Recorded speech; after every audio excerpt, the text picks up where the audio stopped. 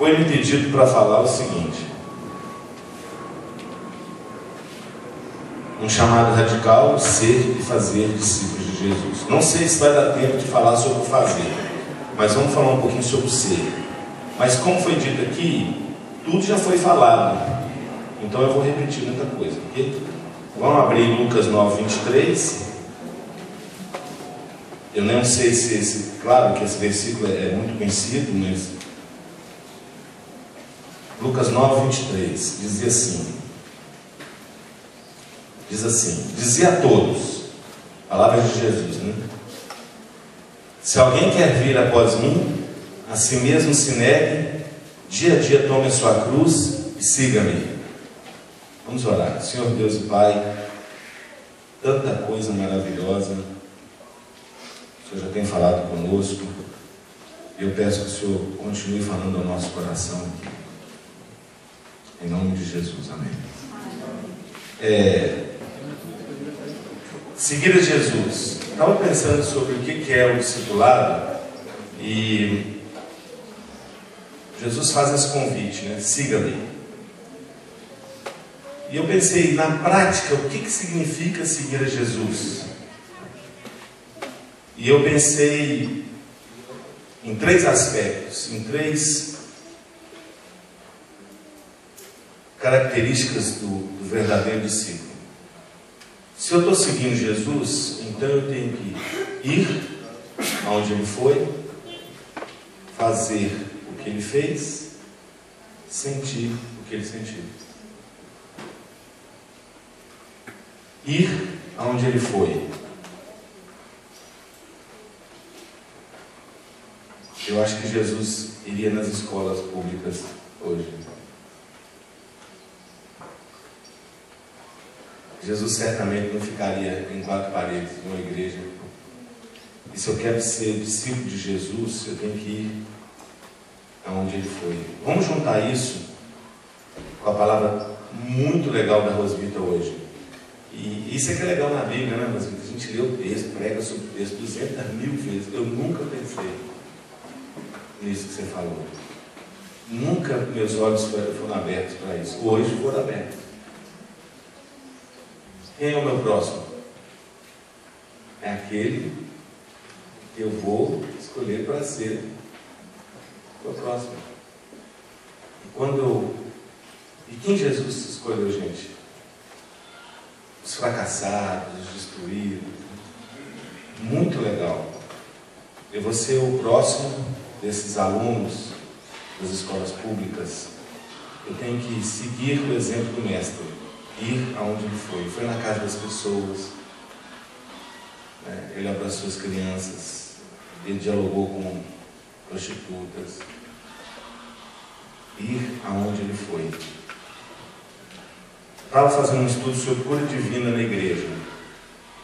E eu estava lendo sobre 1 Coríntios 12, lá, sobre dons de curar e tal, e depois minha atenção foi chamada para um texto muito conhecido, que é aquele: e eu passo a mostrar-vos um caminho sobremodo excelente. 1 Coríntios, depois de 1 Coríntios 14, ele volta a falar dos dons, mas parece que ele faz aqui um parênteses para dizer o seguinte: ainda que eu fale a língua dos dons, dos anjos, se eu não tiver amor, não adianta nada. E aí eu fico pensando o seguinte: quando eu vejo os testemunhos, vamos partir do pressuposto que todos os testemunhos de cura na televisão são verdadeiros, tá bom? Não cabe a mim julgar se são ou não. Eu acredito que muitos são. É melhor pensar assim, para a gente não ficar com muita raiva, né?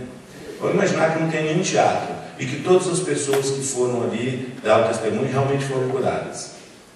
Para cada um que foi curado, quantos que não foram, gente? E você não vê o testemunho de pessoas que não foram curadas. Porque as pessoas que não foram curadas, essas aí, o testemunho delas não dá ibope, né? Não aumenta ibope. Não faz sucesso. E aí eu fiquei pensando, gente, o caminho do amor está acima dos dons de curar, das profecias. Então eu falei lá na igreja o seguinte: nós vamos orar e certamente alguns serão curados, sim. Eu creio que Jesus cura. Você crê nisso? Eu creio que Ele tem a última palavra. Mas o que nós vamos fazer com aqueles que não vão ser curados? Muitos não vão ser curados. Nós estamos com uma menina lá, 28 anos, há 8 anos ela luta com câncer na perna, a perna já foi amputada, e agora o câncer apareceu em todo o corpo, e aí o médico falou, agora é só nem quimioterapia mais, é só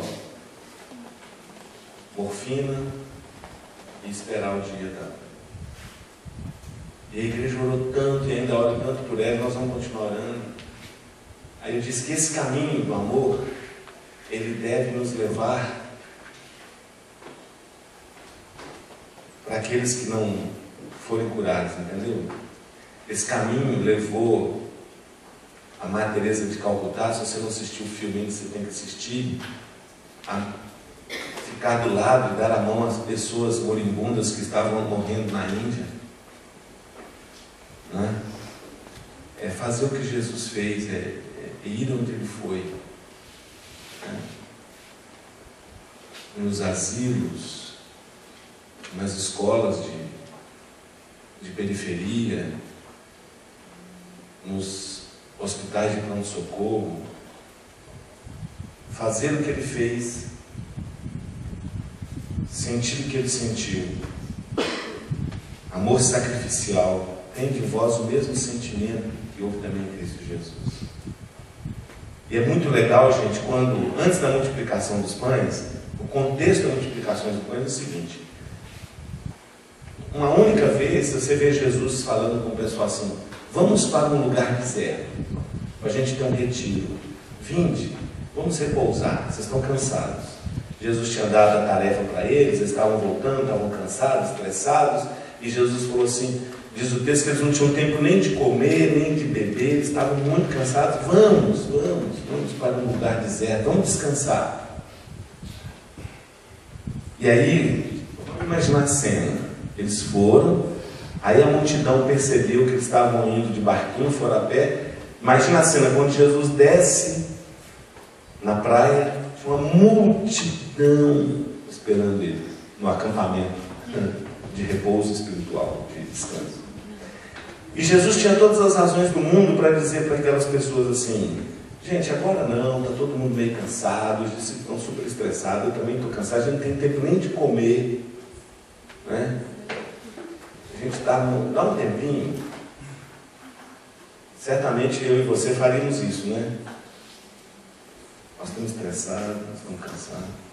Mas eu fico muito emocionado quando eu vejo a descrição que está lá em Marcos, que Jesus olhou para aquela multidão e teve compaixão de ovelhas que não têm pastor. E aí Jesus vai, cura e ministra, e o negócio vai tão longe que aí entra a história dos 5 pães e 2 peixinhos. Foi aí que aconteceu o milagre da multiplicação dos pães. Sentir o que Jesus sentiu, gente, é olhar para a juventude, olhar para aquela escola de periferia, olhar para os velhinhos que estão abandonados nos asilos, do mesmo jeito que Jesus olhou para aquela multidão. É olhar para essa juventude e dizer, são ovelhas que não têm pastor. Por que os meninos estão morrendo com crack? Por que foram assassinados lá 2 adolescentes? Porque são ovelhas que não têm pastor. Então, gente, ser discípulo é sentir o que Jesus sentiu, é ir onde Ele foi, é fazer o que Ele fez. Curou, pregou, abençoou, ministrou. E aqui não tem nenhuma teoria, só tem prática. Né? Mas Jesus coloca algumas condições. Ele fala assim, negue-se a si mesmo e tome a sua cruz.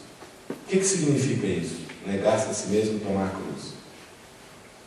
Primeiro, aquilo que nós falamos ontem, é receber a Jesus pela fé. Segundo, é submeter-se ao senhorio de Cristo. Terceiro, é estar disposto a ir até as últimas consequências. Vê se uma mensagem dessa da Ibope hoje. Um quarto é considerar a morte como vida. Para mim, viver é Cristo, morrer é lucro. Considerar a perda como lucro. Considerar sofrimento como oportunidade. É isso que é negar-se a si mesmo. É isso que é tomar a cruz. Para mim, viver é Cristo, morrer é lucro. Paulo falou: considero tudo como escória diante da manifestação do Senhor. Sofrimento é visto como oportunidade. Isso é que é negar-se a si mesmo. E aí eu queria terminar, eu ia falar mais sobre cada ponto aqui, mas eu queria terminar com o mesmo texto, né, que a Rosita usou, de Lucas 9. Porque aí tem as implicações práticas do negócio. Né? Quais as implicações práticas do negar-se a si mesmo e tomar a cruz? Eu encaro aqui, Rosita, como o vestibular do discipulado, vamos dizer assim. São 3 provinhas que Jesus coloca. Vê se essa mensagem da Ibope. Primeiro tem um caso aqui que seguir-te-ei para onde quer que fores. Aí Jesus respondeu: você vai passar no teste? O teste é o seguinte: as raposas têm seus covis, as aves do céu, os ninhos, mas o filho do homem não tem onde reclinar na cabeça. Disposição para abrir mão do conforto por causa de Jesus. Vou falar para vocês uma coisa aqui. Vestibular, primeira prova é a prova do conforto. Você quer ter ministério sem sacrifício? Não existe ministério sem sacrifício. Nós somos uma geração que busca o conforto. É ou não é, gente? Você está disposto a abrir mão do conforto por causa de Jesus? Você está disposto a abrir mão da sua zona de conforto, da sua caminha maravilhosa, da comidinha da mamão, por amor a Jesus? Não existe discipulado sem sacrifício. Nós estamos seguindo um cara, gente. O cara é cabuloso, meu amigo. Ele falou assim aqui, ó: você quer me seguir? Deixa eu falar, eu não tenho nada para te oferecer. Eu não tenho nem onde reclinar a cabeça. Você está disposto? Você está disposto? É esse o tipo de convite que nós temos ouvido hoje na televisão? O convite da televisão, da teologia da prosperidade, é que Deus tem um compromisso com a minha felicidade, com o meu bem-estar. E a gente, até nas igrejas históricas, usa o versículo de forma errada. Quantas pregações você já ouviu dizer assim: buscar em primeiro lugar o reino de Deus e justiça, e todas as outras coisas serão acrescentadas? Quem falou que outras coisas? E todas estas coisas, que estas? É o que Jesus estava falando antes: comer, beber e vestir. A partir daí, meu amigo, é bênção extra. Se você tem 2 calças, já louva Jesus, já está no lucro. Você já está no lucro. Não é todas as outras coisas, porque aí abre para cargo do ano, reivindicar. A gente não tem compromisso com nada disso, meu amigo. Nada. Não vai te faltar comida. Olha para os passarinhos, não vai te faltar um prato de comida. Mas talvez não vai ter suco nem sobremesa. Jesus falou: olha, você está querendo seguir, cara? Você está disposto a sacrificar? Porque se a gente vai falar de discipulado, nós temos que falar de abrir mão da nossa zona de conforto. Todos nós gostamos do nosso banheiro, né? Tem gente que quando sai não consegue usar outro banheiro, em crise. Como é que você vai ser um discípulo de Jesus? Tem gente que não abre mão do seu travesseiro. E aí, como é que você quer se Jesus falar assim: bom, você vai para a África? Ai, meu Deus, aí entra no que ela fala. A gente morre de medo de Jesus falar isso, né? Porque nós temos medo de sair da nossa zona de conforto. Então, gente, acho que nós estamos terminando bem, né? Nós estamos falando sobre implicações mega práticas. É ir Jesus. Iria se estivesse aqui. Eu já falei com o Marcos Sol da Terra. Eu vou pegar a agenda, vou marcar uma ida no sertão, Não vou nem falar com a turma da MPC que eu vou estar por aqui, porque eu quero ir lá para o sertão, dormir naquela escola pública, tomar banho de caneca, entendeu? E, como ele cantou aí, de jumento, de bicicleta, a pé, eu vou, eu quero ir, né?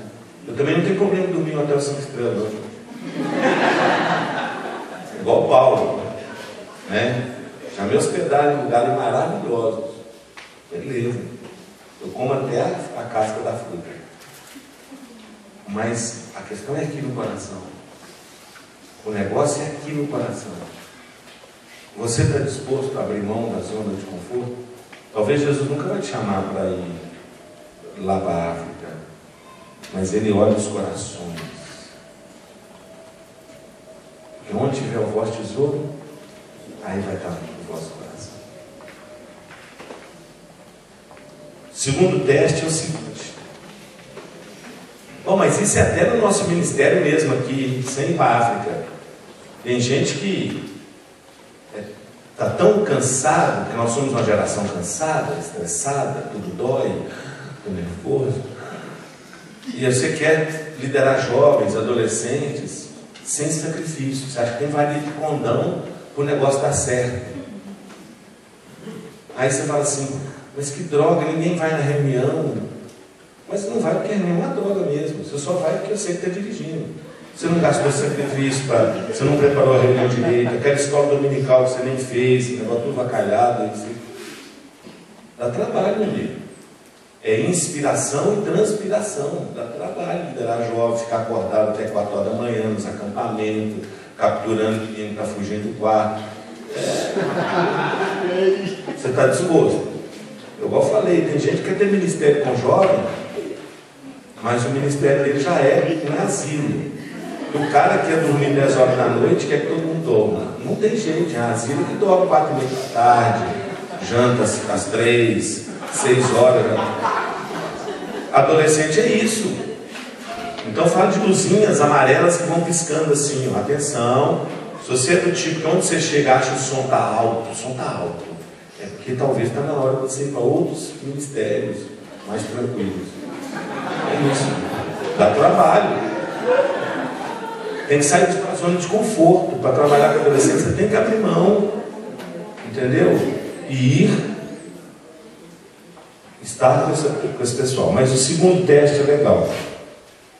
Aí teve o outro, que Jesus falou, segue. E ele, porém, respondeu, permita-me primeiro sepultar meu pai. Mas Jesus insistiu, deixa os mortos sepultar os seus próprios mortos, tu, porém, vai e prega o reino de Deus. E aqui, gente, eu vou tocar num ponto, sim, que vai... Você toma engove aí, toma banho frio, canta um hino. Não é só disposição para abrir mão do conforto. A primeira prova é a prova do conforto. A segunda prova tem a ver com laços familiares e pessoais. Disposição para romper laços pessoais por causa de Jesus e sua missão. Ô, gente, se a Bíblia fosse só os evangelhos, assim, nós temos muita dificuldade em pregar sobre família. Ainda bem que Paulo veio e deu aquela consertada no negócio. Não que Jesus estivesse errado, mas você não vê em momento algum Jesus refrescando o negócio de família. Quem não deixar pai, irmão, por amor a mim, não vai ser digno de mim. Ó, sua mãe está aí querendo falar, quem é minha mãe? Minha mãe e meus irmãos é que eu faço minha vontade. Ou deixa eu sepultar meu pai, tanto faz seja história, ou não vamos discutir o mérito, mas deixa os mortos enterrar os mortos. Jesus nunca refrescou, não. Tem hora que vai ter que romper laço familiar. Estou me lembrando de não vou falar o nome da pessoa não, mas eu estava num programa, eu tinha um programa na Rádio Transmundial para o Brasil todo. E eu levei um pastor para fazer uma entrevista e tinha um 0800. Aí a mulher ligou de uma outra cidade, em rede nacional. Olha, eu sou casada há 15 anos e tal, e Deus me chamou para o missionário, mas meu marido não quer ir. Você pergunta, o pastor fulano responde. O pastor fulano, sua louca, agora já era. Você tem que ficar com seu marido. Já passou, você tinha que ir antes de casar, agora vai cuidar disso.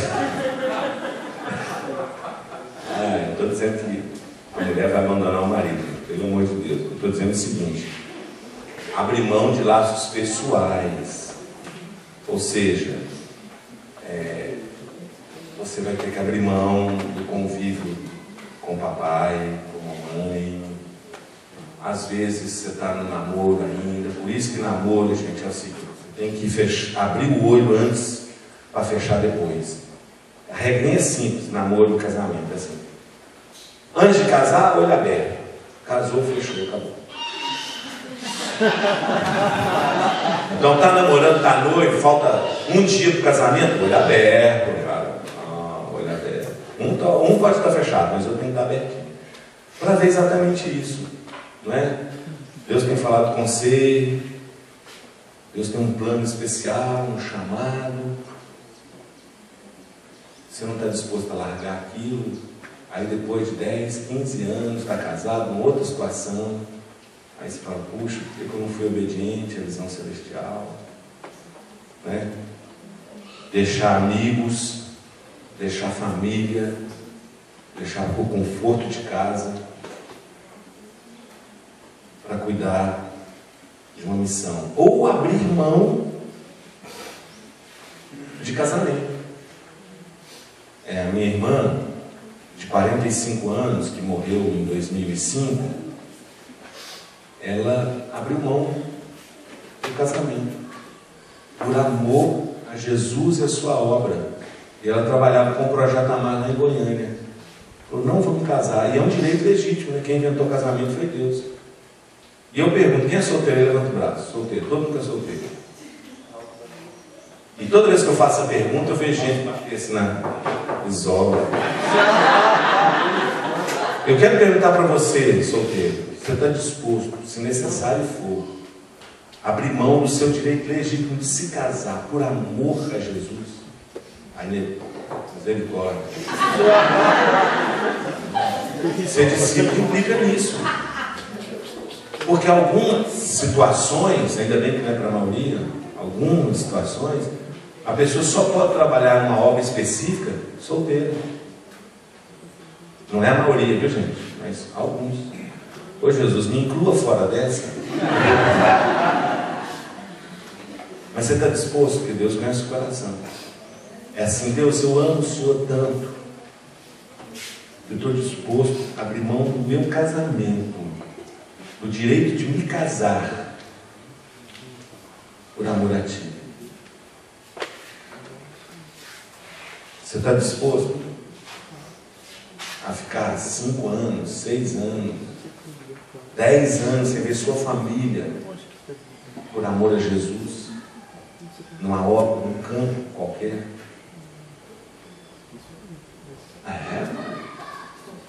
E essa pregação não dá ibope, não enche igreja. Ou, eu sou pastor de igreja, minha igreja tem 60 pessoas.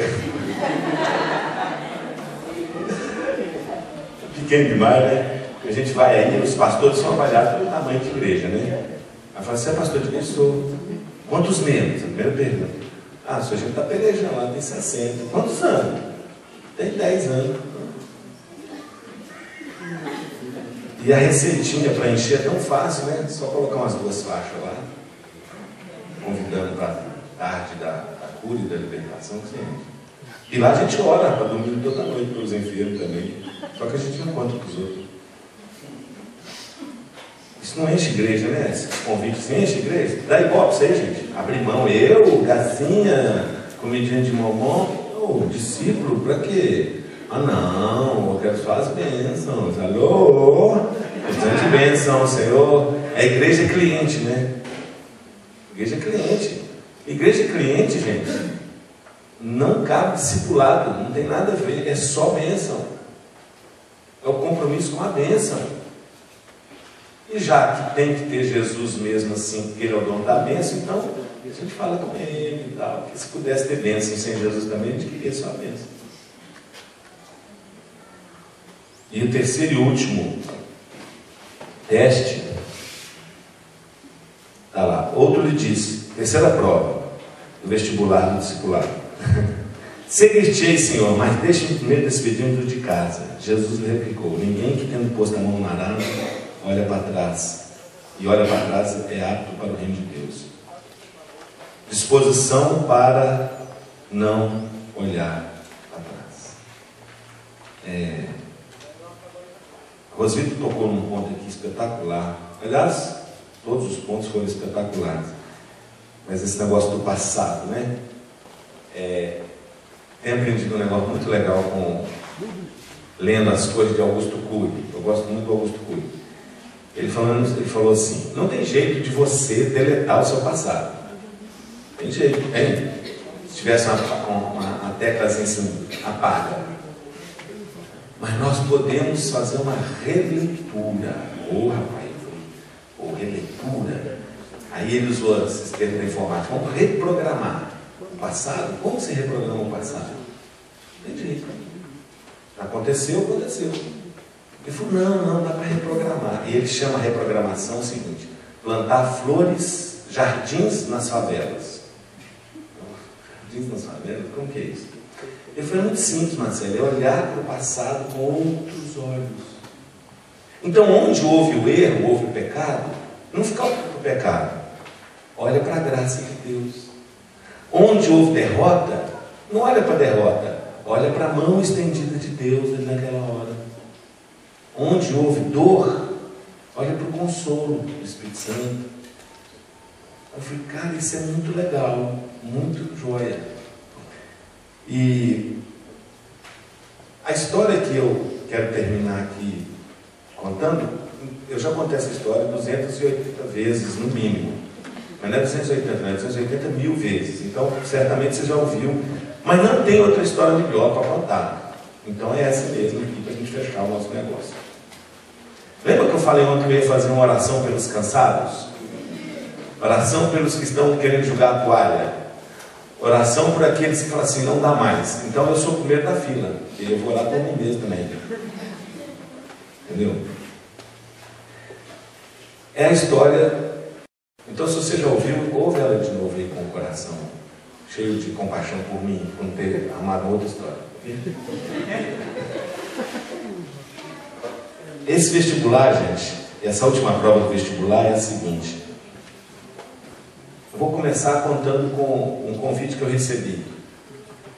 Um empresário queria que eu fosse candidato a vereador em São Paulo, em Belo Horizonte. E falou, olha, a empresa tem tantos funcionários, 800 funcionários. Para cada funcionário são 3 votos. É o pai, a mãe, a esposa. Vou bancar tudo. Você escolhe aí qual é o seu partido. E eu falei, então me dá 24 horas. Eu tenho umas ideias interessantes. Eu sou muito conhecido. Com o apoio desse eu vou ser candidato. E fui para casa. E no meio da madrugada, já quase tendo decidido que ia ser sim a minha resposta, Jesus falou assim, oh, Marcelo, eu não estou te entendendo.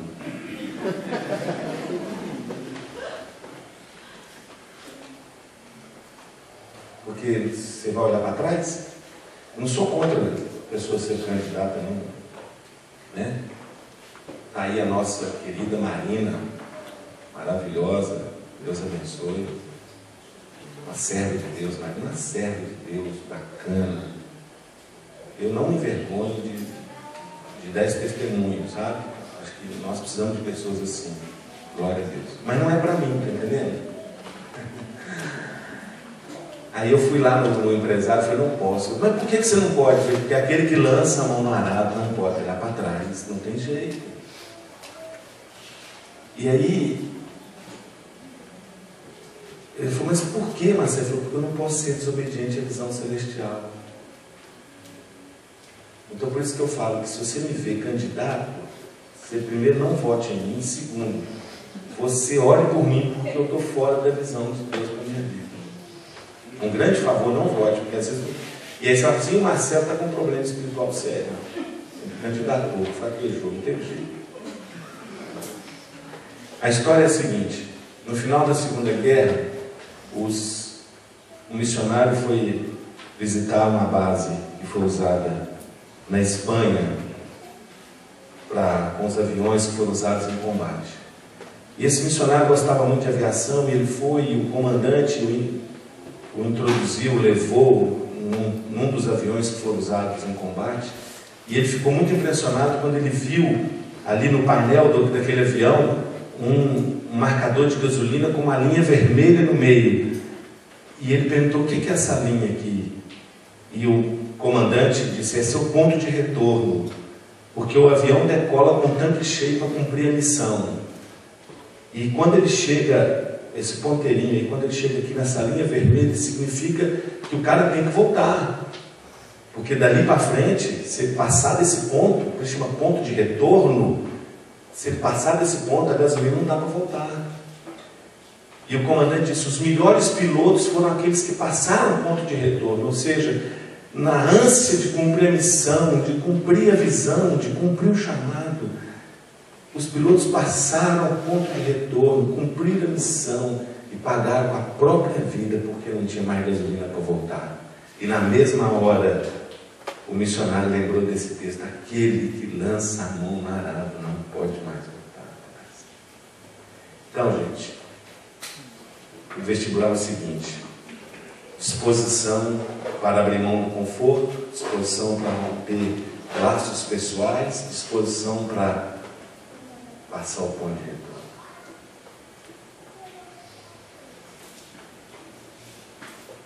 E naquele dia que eu recebi o convite, eu me lembrei daquele culto de fogueira, quando eu ouvi essa história, e eu fui à frente. E naquele acampamento, naquela noite, eu falei: enquanto eu tiver vida, eu vou consagrar minha vida para falar para outros jovens sobre Jesus Cristo. E eu passei o ponto de retorno. E aí não tem mais gasolina para voltar.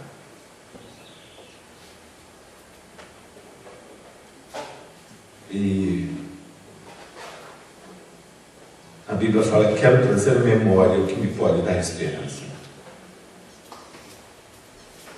Então você que está desanimado, você que está triste, você que acha que não tem mais jeito, não há retorno, você prepara a reunião, você faz. Não há apoio da liderança, não há retorno dos adolescentes, dos jovens. E você fala: ah, senhor, não vai dar mais. Você tem que trazer à memória o fato de que você passou por de retorno, não tem jeito de voltar atrás. Você lançou a mão no arado, você vai para frente. Isso é discipulado, gente. Porque o nosso mestre passou o ponto de retorno. Ele falou: Pai, se possível, passa de mim esse cálice, mas seja feita a tua vontade, porque eu passei o ponto de retorno, não tem mais jeito.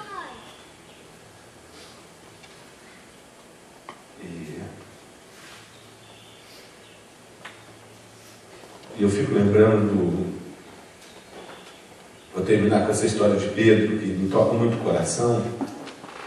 E Pedro, que tem isso, gente, no meio da caminhada a gente nega a Cristo, não é isso? Ou não nega a você? Uma vez? Não, muitas vezes. E Pedro tinha negado o Senhor 3 vezes. E ele estava numa fossa tão grande, porque é assim, né, gente? A gente está no meio da caminhada e pisando na bola. Pisando na bola. Não era para pisar, pisando. E aí a gente fica desesperado. Diz o texto que Pedro saiu e chorou amargamente. E o negócio dele assim, ele se decepcionou tanto com ele mesmo que ele falou assim: você quer saber? Eu vou pescar. Não dá mais, eu vou pescar. Eu sei pescar, pô, eu vou voltar e vou pescar. E aí a cena linda, ele está lá pescando, e de repente alguém está lá na praia com um lanchinho já preparado, e aí ele diz: é o Senhor. E ele vai ao encontro do Senhor, e aí Jesus começa a ministrar para ele. Porque a Rosvita falou aqui de um Jesus insistente. Eu acho muito legal esse lado de Jesus, né? Esse Deus insistente que não desiste de nós. Jesus não desistiu de Pedro. Aí começa: ô Pedro, você me ama? Senhor, você sabe, claro, puxa, eu te amo, Senhor. E aí ele fala: então você pastoreia minhas ovelhas? Ô Pedro, você me ama? Pela segunda vez: Senhor, tu sabe, claro, eu te amo, Senhor. Então você poderia pastorear minhas ovelhas? Terceira vez: Senhor, ô Pedro, você me ama? Senhor, o Senhor sabe todas as coisas, o Senhor sabe que eu te amo. Pedro, em outras palavras, eu continuo contando com você. Eu continuo contando com você. Pastoreio das ovelhas. Jesus continua contando conosco. Apesar dos nossos fracassos, apesar da nossa fraqueza, apesar, eu continuo contando com você. Eu não tenho outra boca, eu não tenho outros pés, eu preciso de você. Essa é a palavra de Jesus para nós hoje. Eu continuo contando com vocês. Aquele que lança a mão no arado não pode mais olhar para trás. Então não é para a gente sair daqui desanimado. É para a gente trazer a nossa memória que nos pode dar esperança. Senhor, eu estou disposto a abrir mão do meu conforto. Eu estou disposto a abrir mão de relacionamentos pessoais. E uma palavra aqui para quem é papai e mamãe. Quem é papai e mamãe? Uma palavrinha para vocês aqui, em passando. Né? Se acontecer... Deixa eu te falar uma coisa. Isso é mistério. O que eu vou falar aqui é mistério, tá bom? Sobre alguns, Jesus coloca a mão de forma especial. Não me pergunta como é que é, não funciona assim. Você tem 3 filhos, criou os 3 do mesmo jeito, os 3 são bonitinhos, crentes. Aí Jesus fala assim: esse aqui eu quero de forma especial. Se acontecer na sua casa, se o seu filho começar a dar, ele começa a dar uns sinais assim, né? Obra missionária. Né? Um dia uma mãe chegou para mim desesperada: estou perdendo meu filho. Meu menino tem 14 anos, tem missões. Eu só falo isso. Meu filho está perdendo para quem? Para Deus? Pensei que está chorando porque está perdendo para o crack. Quantas mães de crianças de 14 anos estão desesperadas? Agora a senhora é louca. E é louca, louca. Porque ela tem medo do filho para a obra missionária. O pessoal vai morrer rapidinho. Entre Deus e o filho da senhora só está querendo construir uma barreira. Então, se o seu filho tiver um chamado especial, não incentive, entendeu? Missões, bora.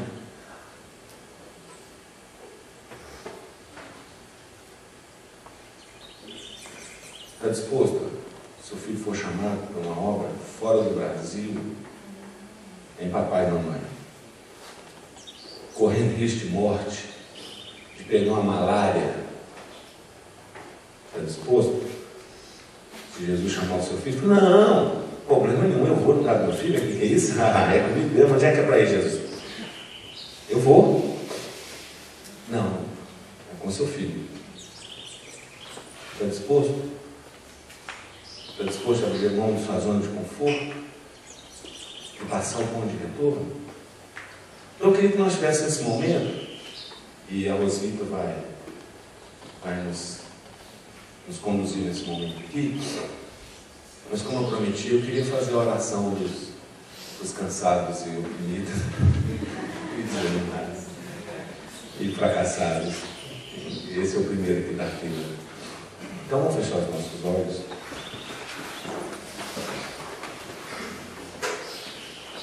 E eu quero orar por aqueles que um dia colocaram a mão no arado.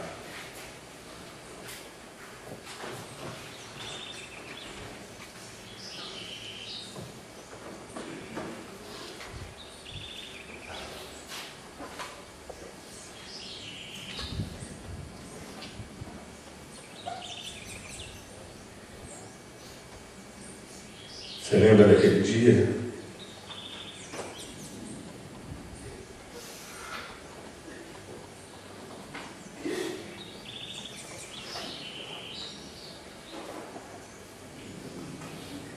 foi naquele acampamento, foi naquele congresso, foi num culto, Deus falou com você. Você pôs a mão parada.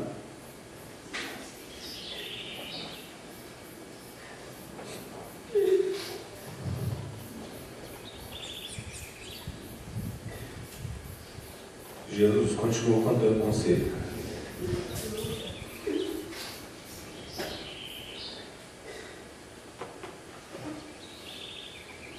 Marcelo, você me ama?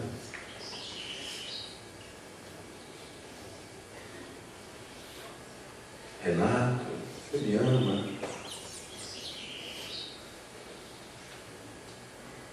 Marta, Raquel. Pois é. Pastorei resolver. Mas precisam de pastor. Os jovens, adolescentes das escolas de Recife precisam de pastores. São ovelhas que não têm pastor. Jesus continua precisando da gente. Ele é um Deus insistente, que não desiste de nós, aleluia. Mesmo que a gente queira desistir, Ele insiste. E mais uma vez, essa manhã, Ele tem insistido comigo, tem insistido com você. Nós temos que passar o pão de retorno, não tem gasolina para voltar, nós não temos outra coisa para fazer. O que nós vamos fazer? Nós vamos continuar fazendo a obra que o Senhor colocou diante de nós. Então, eu queria orar por você, meu irmão, minha irmã, pedindo a Jesus que renovasse a bênção, a força na nossa vida. Então, os cansados que vieram precisando de uma bênção nova, de um renovo, queria orar por você. Então, vem aqui rapidinho aqui, que eu quero orar por todos vocês. Sai do seu lugar e vem aqui. Estão precisando de um renovo.